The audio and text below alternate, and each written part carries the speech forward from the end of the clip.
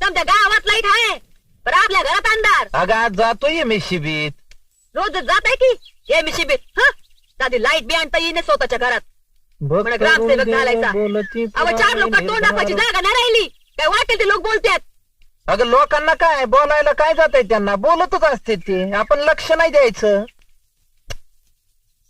अगं धूर काय केलाय ग एवढा, डोळे चुरचुरायला लागलेत का?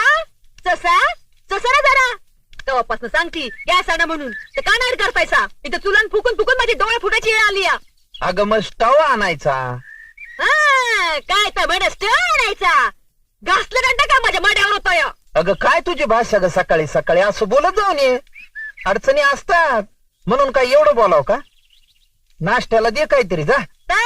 हाटल्यात बसल्यावर ऑर्डर सोडताय का. मग आता काय शेजारणीकडे जाऊ का. जा की शिवून बिया तिकडच.